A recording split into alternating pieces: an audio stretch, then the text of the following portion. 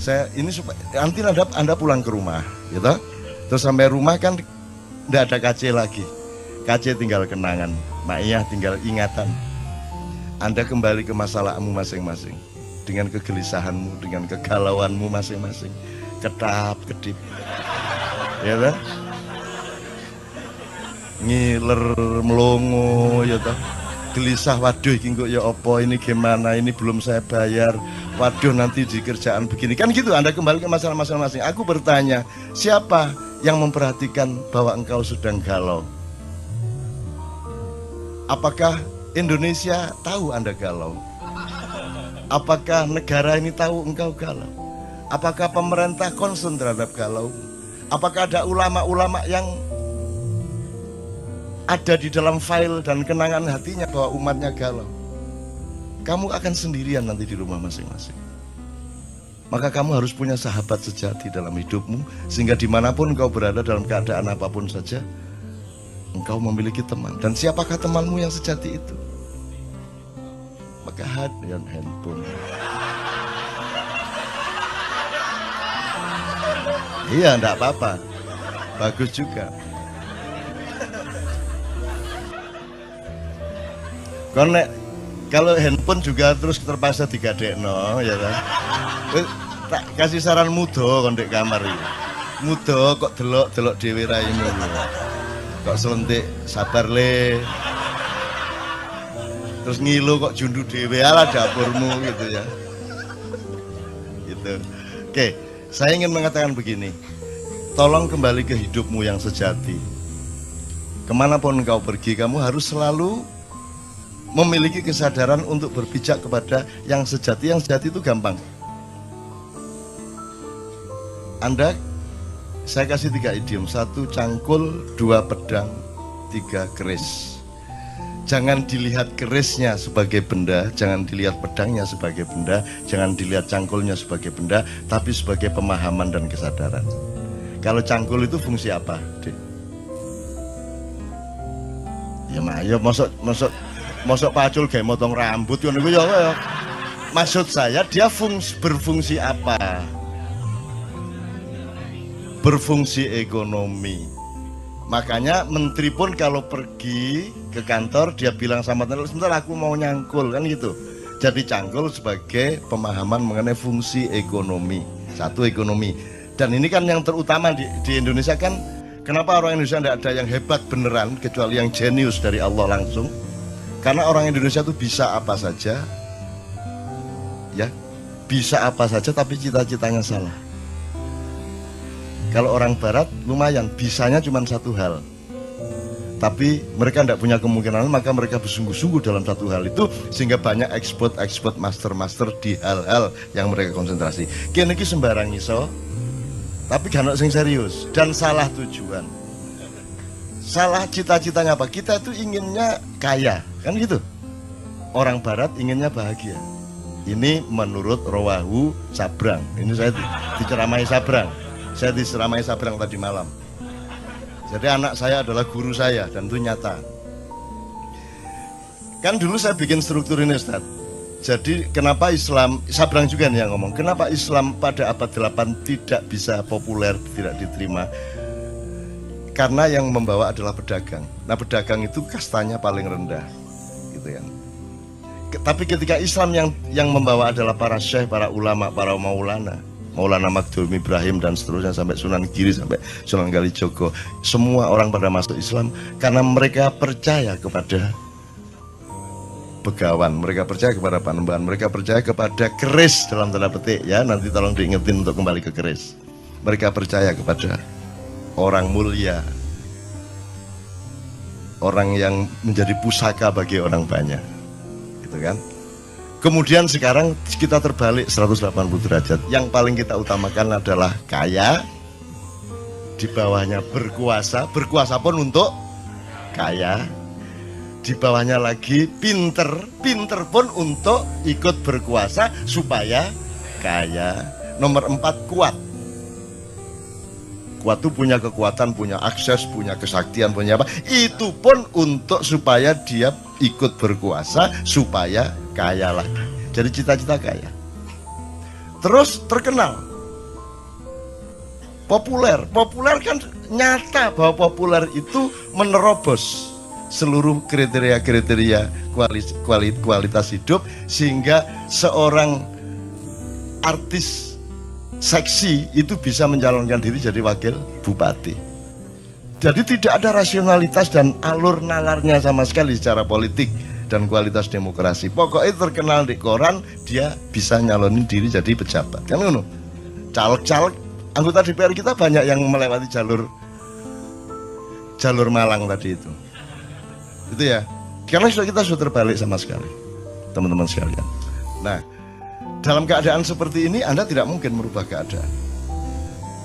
Maka kita harus menciptakan manusia baru. Nah, manusia baru ini saya kasih idiom tadi, keris, pedang, cangkul. Cangkul udah kita tahu fungsi ekonomi. Kalau pedang itu kekuatan dan kekuasaan, otoritas, regulasi. Ya, kalau tidak pegang pedang, Anda tidak bisa membuat undang-undang dan aturan. Yang boleh bikin undang-undang adalah orang yang sudah dapat pedang dari pilkada atau dari pilpres atau dari pileg, kan gitu kan? Jadi pedang itu fungsi kekuasaan dan otoritas politik. Kalau keris, kewibawaan, kepribadian, kasepuan, pusaka. Sekarang aku tanya kepadamu, kamu kuliah? Sudah selesai? Sudah selesai? Oke. Kamu kuliah itu untuk cangkul, apa untuk pedang, apa untuk keris? Dah, di kita ini, bukan mulai. Ayo pertanyakan kembali dirimu masing-masing. Kamu mengerjakan semua itu untuk cangkul. Kalau yang di seluruh Indonesia tadi kan semua untuk cangkul. Kamu sekarang bertanya kepada dirimu masing-masing. Kamu itu kuliah jadi dokter apa segala macam, kerja macam-macam itu untuk cangkul, apa untuk pedang, apa untuk keris? Ketiga-tiganya iya, tetapi harus ada aksentuasi. Nah, monggo, ini pilihan masing-masing. Saya tidak menganjurkan apa-apa, cuman tolong diketahui. Apakah orang yang punya cangkul lihat ke desa-desa pasti punya pedang? Belum tentu punya pedang. Tapi Anda lihat semua orang yang punya pedang pasti punya cangkul. Benar nggak? Jadi kalau kamu semua mengerjakan semua itu untuk cangkul, goblok kamu. Mestinya kamu cari untuk pedang. Karena dengan pedang kamu pasti dapat pedang dan cangkul pasti kena. Gitu loh. Kalau orang punya pedang, punya cangkul, belum tentu punya keris. Tapi kalau orang sudah punya keris, dia pasti punya pedang, dia pasti punya cangkul. Jadi sekarang kamu mau apa? Kalau kamu cari keris, cari pusaka hidup, cari kepribadian hidup, cari integritas kata orang sekarang, ya, yang beneran gitu ya, maka otomatis kamu punya pedang, otomatis kamu punya cangkul. Tapi orang se-Indonesia tadi karena tidak punya keris lagi, ibarat konstitusi itu tidak punya majelis rakyat lagi, yang ada majelis perwakilan rakyat. Ya, kita tidak punya panembahan, tidak punya pusaka, tidak punya. Karena orang sudah tidak mengerti keris. Itu ibarat sholat, cangkulnya sholat itu ya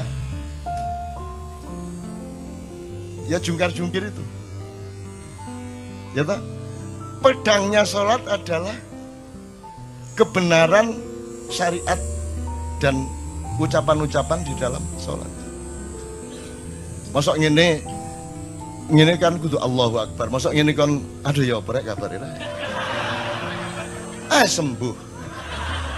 Dobol. Ini masuk sembahyang kayak ngono. Berarti pedangmu batal ya gitu kan? Tetapi meskipun kamu sudah mencangkul dalam sholatmu, sudah pakai pedang dalam sholatmu, yang menjadikan sholatmu sah itu tidak ada dalam syariat, yaitu khusyuk. Betul enggak? Yang menjadikanmu selamat benar dalam kehidupan dan di depan Allah itu adalah kekhusyukan. Sebab kekhusyukan itu syaratnya adalah Anda fokus sama Allah, Anda ingat benar kepada Allah, Anda betul-betul berhadapan dengan Allah. Sekarang kamu coba bayangin kamu yang jadi Allah. Kamu bayangin ya, kamu jadi Allah, terus ada anak orang-orang sholat, kisahnya bener, Allahu Akbar, harus bener. tapi hatinya ndak ke Allah. Kamu terima nggak itu sholatnya? Saya nggak mengatakan Allah ndak menerima loh ya. Saya ndak bilang Allah ndak menerima, terserah dia. Cuman kamu bayangkan upamanya kamu itu Allah, terus ono sembayang ngenang itu gatel kon niku, mari ngene kon nyolong ngono kan gitu ya. Diterima ndak kalau nggak khusyuk? Kamu nggak nerima kan? Ya, kamu jangan berdebat. Tapi ini Allah pasti dia nggak bisa kamu. Ndak ada orang bisa memastikan Allah nerima ndak nerima. Ndak usah berdebat ini doanya sampai apa tidak. Lo doa sing sampai sing endi? Ya ono, ndak usah diperdebatkan, podo gak ruwe kok. Jangan berdebat mengenai doa sampai atau tidak, jangan berdebat mengenai Allah menerima atau tidak, jangan berdebat mengenai masuk surga atau masuk neraka. Kon iku besane Gusti Allah ta ya apa? Kapan besanane resepsine di gedung apa kon? Bagaimana kamu bisa menentukan seseorang pasti masuk surga atau pasti masuk neraka, seseorang pasti diterima Allah atau tidak? Bahwa kita yakin, iya. Itulah yang namanya puncak iman. Tetapi kalau kamu disuruh menyatakan bahwa kamu diterima Allah, kamu tidak berani tanda tangan. Itu cuma keyakinan saya.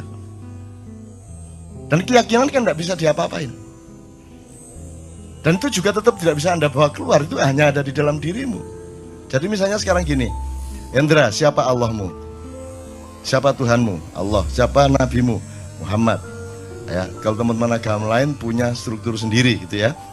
Siapa presidenmu?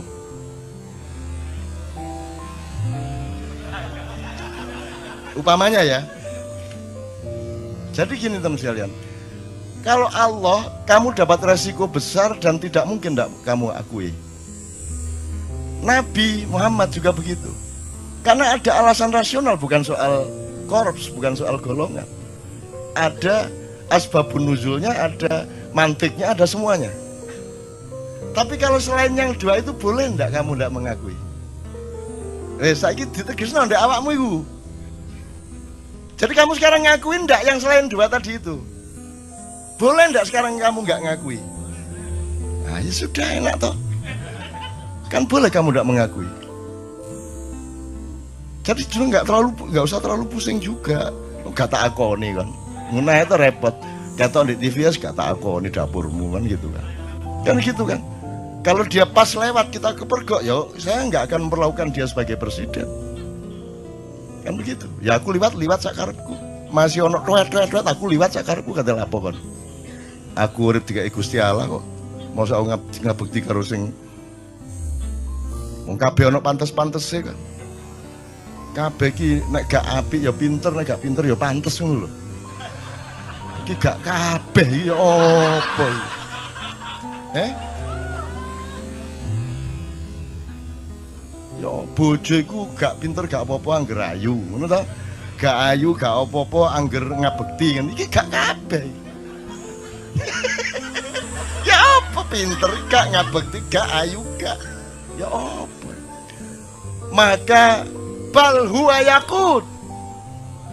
Nah, sekarang teman-teman sekalian, kalau ada mutiara di luar dirimu, kamu harus bersyukur kepada Allah.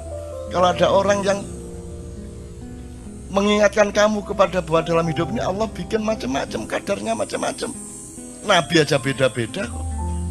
Masuk Nabi podo kabeh, terus nanti di surga haknya sama. Ya beda.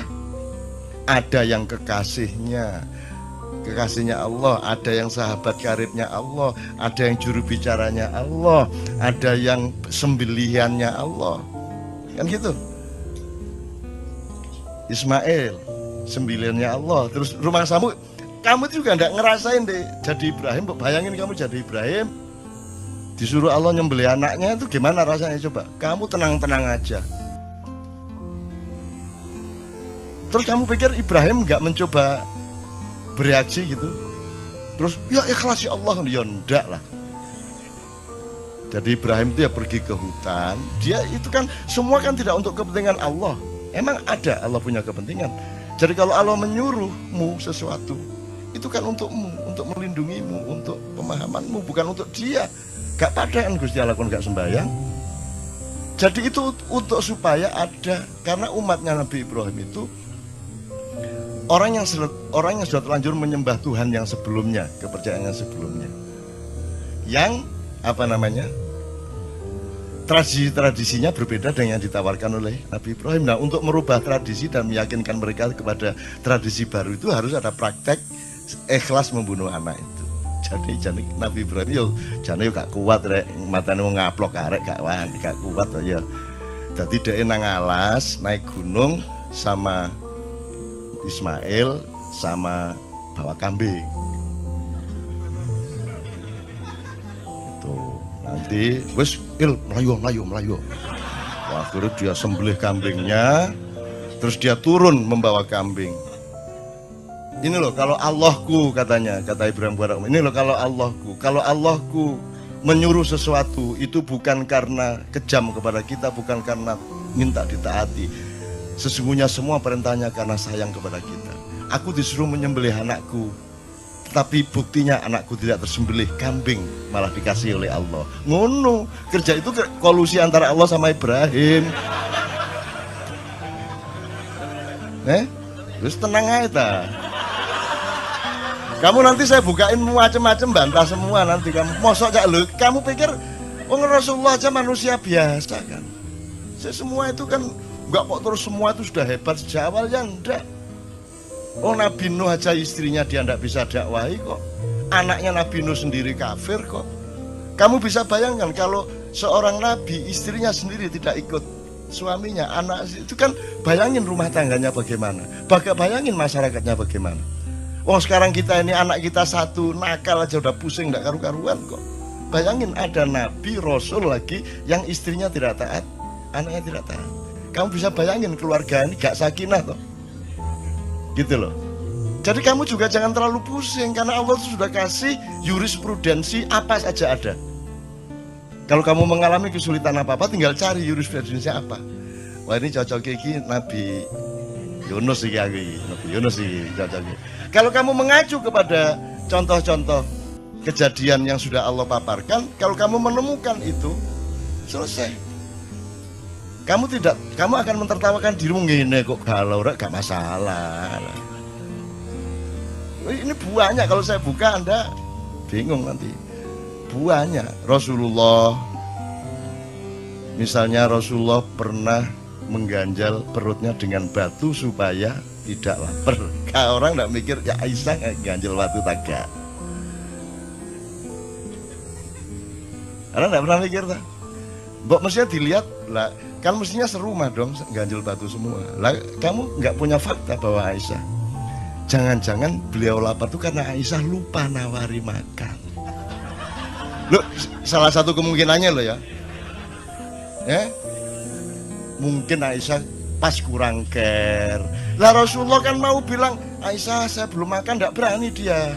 Kan Rasulullah lembut sama istrinya, dia sangat hati-hati menjaga perasaan istrinya. Akhirnya mergo bojone gak nawan-nawani mangan, ya wis tak ganjel watu. Bingung kan tak ceritane akeh. Wes banyak bahan ngene-ngene iki rek. Iki tak buka didik ngono tok ya. Kan gak nemen-nemen bingungmu lho ya. Ya teman-teman sekalian, ya mohon maaf nih Ustadz kalau anak agak yang enggak dikit-dikit gitu. Ini bukan tujuannya, bukan mau mengkritik Muhammad, mengkritik Ibrahim dan sebagainya. Tujuannya supaya Anda mengetahui betapa banyak paradoks dalam hidup yang Allah sengaja menciptakan dalam hidupmu. Sehingga kamu jangan kaget sama paradoks itu. Tapi kalau kamu berdialektika dengan cara berpikir ma'iyah yang siklikal, yang spiral, yang penuh tikungan, penuh lipatan, dan Anda terbiasa dengan itu, maka seluruh yang kamu alami itu nanti akan bisa dieliminir menjadi berkah, menjadi rasa syukur, akan semua menjadi baik bagi hidupmu. Gitu loh maksud saya. Itu contoh-contoh, bukan saya kok terus menafsirkan gini, enggak. Saya itu cuma orang di depan saya itu supaya lebih bisa menghandle hidupnya menjadi lebih mudah. Karena Allah itu kan unik tuh. Inna ma'al usri yusra gitu kan. Nek arek Malang kan ini langge sampean niku lho. Kan bersamaan dengan kesulitan sudah aku sediakan kemudahan. Langge sampean kok repot-repot, mbok wis langsung kemudahan apa sih? Ana sing nakal ngono ya apa? Semua orang di Indonesia kalau pidato syukur kepada Allah yang telah memberi kesehatan kita hari ini, dan tidak lupa kepada junjungan Nabi besar Muhammad SAW yang telah membawa kita dari kegelapan menuju cahaya. Itu sono sing nakal. Gusti Allah ya repot-repot mbok wis langsung cahaya apa sih, dadak kegelapan barang gitu loh.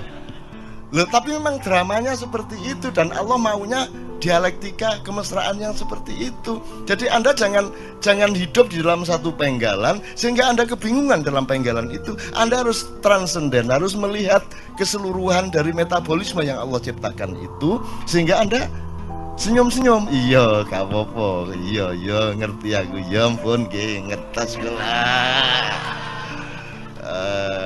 Ngertas kula. Nah, makanya kan kata rahasia, Ustaz ya, tolong dalam tasawuf, kata rahasia itu kan sangat mesra. Kalau sudah Allah ngomong sirrun, asrarun gitu ya, itu kan salah satu kemesraan itu karena kita punya rahasia, punya ketidaktahuan, punya kesulitan, punya kebingungan. Kalau kita nggak punya kesulitan, gak enak. Makanya ya, saya doakan Anda penuh kesulitan hidup Anda.